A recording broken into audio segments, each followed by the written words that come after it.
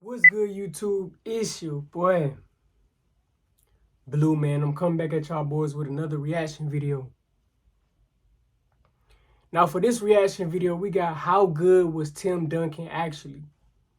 Now, look, I'm a Kevin Garnett fan. I'm a big fan of KG, the big ticket. Tim Duncan, I never view him better as Kevin Garnett. I don't know why. I know. Look, hear me out. I just feel like KG is just way more better. I feel like Tim Duncan is a better fundamental player. Like he's better for the team. But KG, I feel like he's a way better player. I don't know. I'm finna watch this video though. I hope it changed my perspective though. Without further ado, let's get to this reaction video. Man, let's go. Tim Duncan is a Hall of Famer, owner of 5 NBA rings with the Spurs, and arguably he got the worst 5 dresser rings, the NBA has ever seen.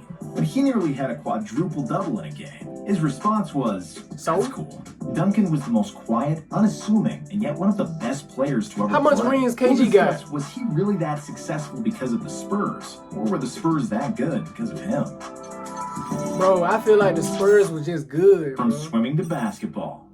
Tim Duncan was born in 1976 in the U.S. Virgin Islands. He was the youngest of 4 siblings and dreamed of becoming a professional swimmer like his older sister. Tim was extremely talented, and the grand plan was to compete at the freestyle events in the '92 Olympics in Barcelona. However, after a hurricane destroyed the only Olympic-sized pool on the island, Tim had to make other plans. Because of his fear of sharks, he didn't want to train in the ocean and decided to pick up basketball at the age of 14. Duncan was awkward and raw at first, but he was also a quick learner, and after a 10-inch growth spurt, he soon became the best player in the Virgin Islands. Duncan averaged 25 points, 12 rebounds, and 5 blocks per game as a senior, after which he accepted a scholarship offer to attend Wake Forest University.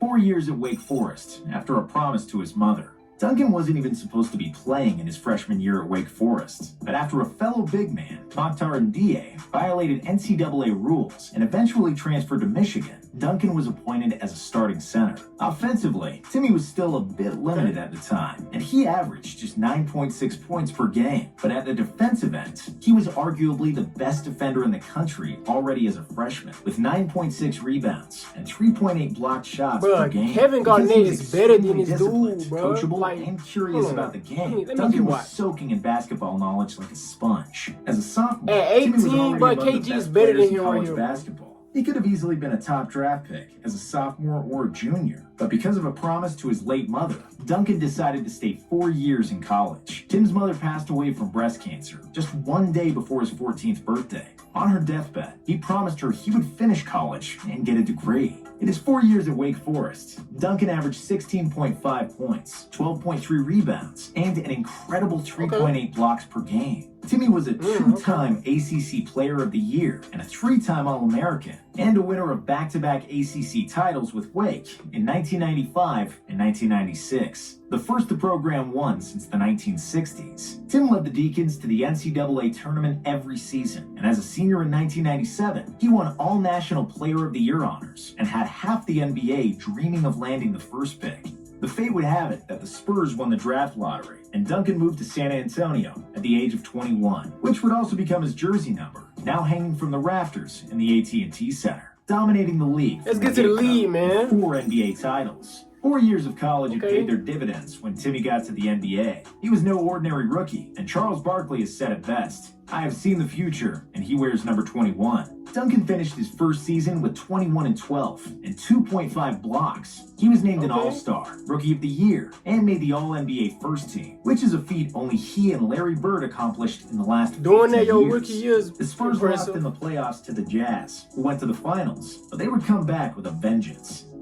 In a lockout-shortened season, Duncan and the Spurs secured the first seed, and they steamrolled through the playoffs. They've only lost one game before the finals, where they beat the Knicks in 5 games. The Spurs won their first championship in franchise history, and Duncan deservedly won the finals MVP. I forgot he did play with David 14 Robinson. rebounds, and 2.2 blocks on 54% shooting. After the series, Pop congratulated the Knicks head coach Jeff Van Gundy and told him, "Hey, don't feel bad. I had Tim Duncan on my team, and you didn't." In the next 3 seasons, Duncan's individual numbers grew, and he won the MVP in 2002, but the Spurs couldn't get past Shaq and Kobe. Timmy repeated as the MVP in the 2003 regular season with 23, 13, and 4. Tim Duncan was like that? In the playoffs, they finally got past the Lakers and then defeated the Nets 4-2 in the NBA Finals. Duncan was again the Finals MVP, and he completely dominated the series. 24.2 points, 17 rebounds, 5.3 assists, and an astonishing 5.3 blocks. The Spurs' whole philosophy was to funnel everybody into the paint, where Duncan would meet them with his perfect positioning, 7'5" wingspan, and sneaky athleticism. 2003 Duncan was the peak Duncan, and I would put this season next to some of the most dominant seasons in history, including Shaq in 2000, Tim Duncan Jordan in got 1991, and athleticism LeBron in in his body. 2013. In 2004, the Lakers avenged the loss and defeated the Spurs in the second round. In 2005, San Antonio was back in the finals again, this time against the Pistons, the defending champions. In a hard-fought 7-game series, where the Spurs never scored 100 points, Duncan willed the Spurs to victory and was again the finals MVP with 20 points, 14 boards, and 2 blocks on average. In 2007, the Spurs were in the finals again, against 22-year-old LeBron and the Cavs. Tim was standardly great and led the team in rebounds, assists, and blocks, but the finals MVP went to Tony Parker, who led both teams in scoring. DNP, old, and back to the finals. From 2008 to 2012, the Spurs continually made the playoffs, but couldn't reach the finals in a tough Western Conference. Tim Duncan's numbers have dropped, mostly because Popovich was saving his best player for the playoffs as a load management pioneer. One of the funniest little jokes Pop played with Timmy is when he didn't play him in a game under the explanation of old age. And that was the narrative around the franchise, that they were too old and too boring. And just when everybody thought the Spurs were finished, they proved why they were the best organization in the NBA. With the development of Kawhi Leonard, Tony Parker reaching his prime, and one of the deepest benches in the league, R.C. Buford and Pop surrounded yet another winning team around Tim Duncan, who was still the most important player on the Spurs. His athleticism and mobility were not nearly as good as before, and Duncan could barely jump off his left leg. However, he was still the big fundamental and one of the most cerebral players in the league, and led the Spurs to another finals appearance. He led the team in points, rebounds, and blocks in the finals against the Heat, who nearly escaped defeat in Game 6, with LeBron's heroic performance and some help from Jesus. Not that Jesus, we mean Shuttlesworth, who hit the most important 3 in NBA history. 5th title, and maintaining greatness. In 2014, LeBron and the Heat dominated the East again, and the Spurs advanced in the West. Duncan was 37 years old. He was still averaging 15 and 10 on 57% shooting in the finals, where the Spurs played the most beautiful basketball of the entire Popovich era and completely dismantled the Miami Heat 4-1. Next season, at the age of 38, Timmy made All-NBA third team and All-Defensive second team, which shows how much he was dedicated to basketball and how great he was as a player. After that, his body finally couldn't take it anymore, and we've seen Father Time catch up to Tim Duncan in 2016, when he played the last game of his career at the age of 40. Swimming with Coach Pop. Tim Duncan's greatness is always linked to San Antonio, and vice versa. The question that's often asked, if Tim Duncan would be so good without the great Greg Popovich, and the most stable organization in American sports for the last 20 years. The Spurs were the Patriots of the NBA. Tim was their Tom, and Pop was their Bill. When asked what the secret of his success is, Pop will always say he was lucky that Tim Duncan fell into his lap in the second year as the Spurs coach. There is some truth in that, because the Spurs never reached the finals without Duncan. But as much as Timmy made Pop a coaching legend, Pop made Timmy a playing legend also. Duncan would have been great if he ended up anywhere, but the main man of San Antonio has allowed him to be even better than great. He pushed him to become a legend and one of the 10 best players of all time. When Pop yelled at Duncan at the practices and games, he stoically took the verbal abuse from his coach, while he was the best player in the world. The others had no choice but to follow suit. And that's why Duncan and Popovich were made for each other. Pop showed that he is special when he visited Duncan in the Virgin Islands after the draft lottery and went swimming with him in St. Croix. Pop spent 4 days with his #1 overall pick, and the two men, with 37 years age difference, just hung out and talked, not about basketball, but about life. His unorthodox approach, in which he always took interest in who his players were as human beings, yielded 2 decades of success. From 1997 to 2019, San Antonio did not miss the playoffs. The Spurs won 70% of their games during the Duncan era. That's the best impressive. 19-year run by any NBA team in history, and the best in all 4 major American sports.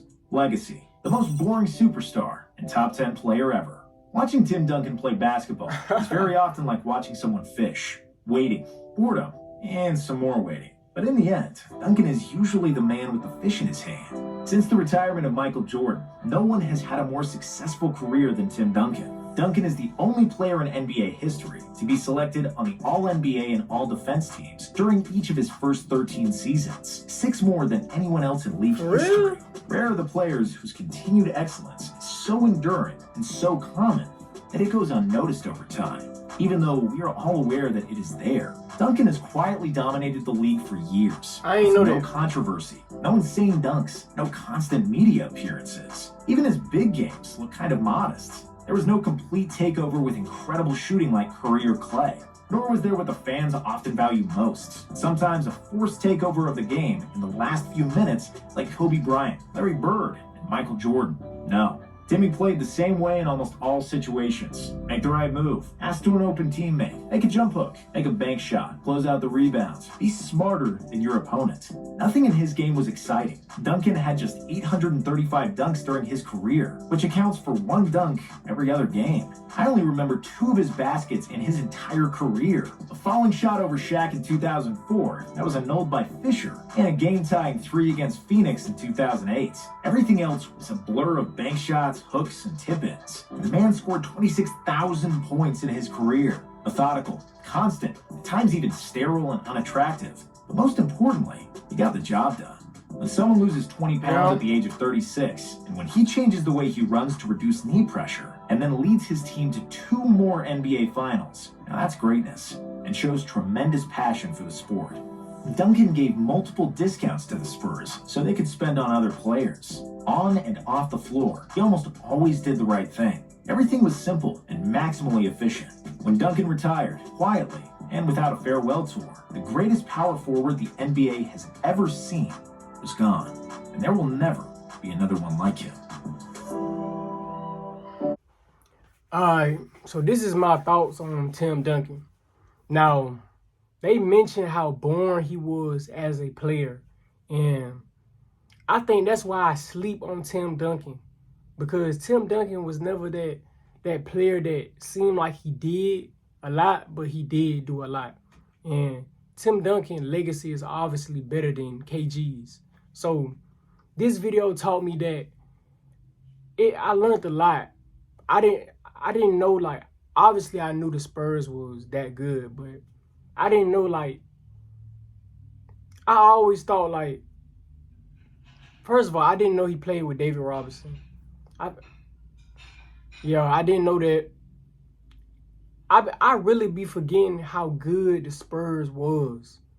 And I never thought it was because of Tim Duncan, but now watching this video, I see it now. I never knew he won Finals MVP, back-to-back. I never knew that. You know, I knew he had a lot of rings, but I never knew he did all those things, you know. But this video definitely taught me something.